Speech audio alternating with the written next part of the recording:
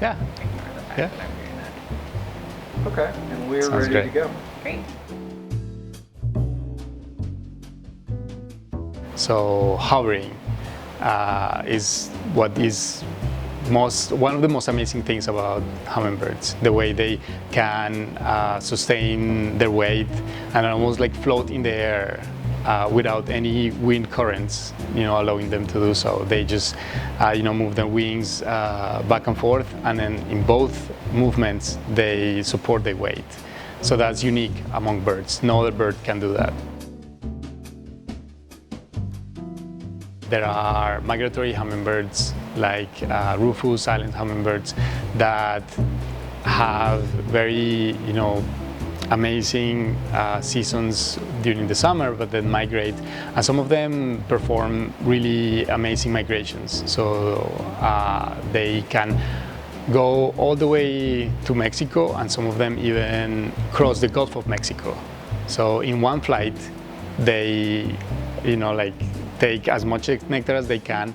They increase their body weight a lot, so they store fat in their little bodies, and then take off all at the same time over the ocean, day and night flying, and they land on the other side. Well, some of them at least.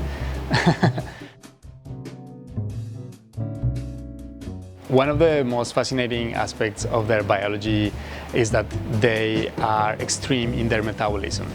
So they push the limits of vertebrates in general. So we can learn about how animals like us function through studying the extremes, and hummingbirds are one extreme.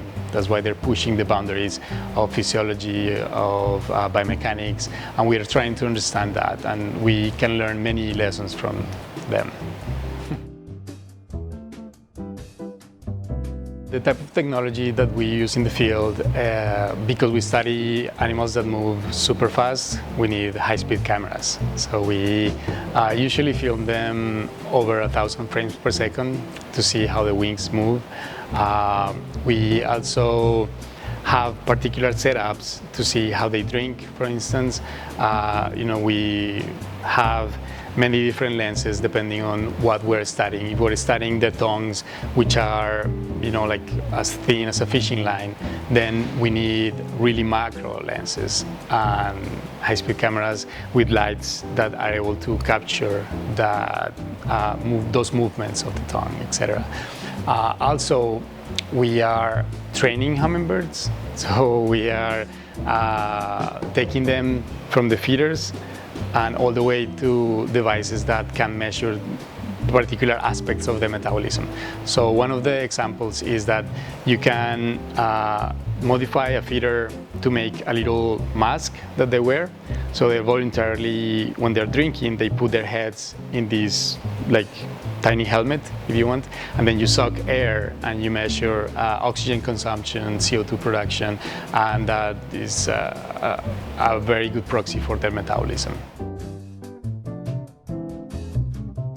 So I'm especially interested in working with the spread wing collection, which is the largest in the world, and the largest for hummingbirds too, because we want to understand how the wing shape changes with all of these different lifestyles, migratory versus resident, different foraging strategies. Some hummingbirds are territorial, they fight a lot among them. Some hummingbirds prefer to forage in large areas, so they need wings that allow them to commute very efficiently. So having access to the wing collection is vital for my research and opens many doors for the future.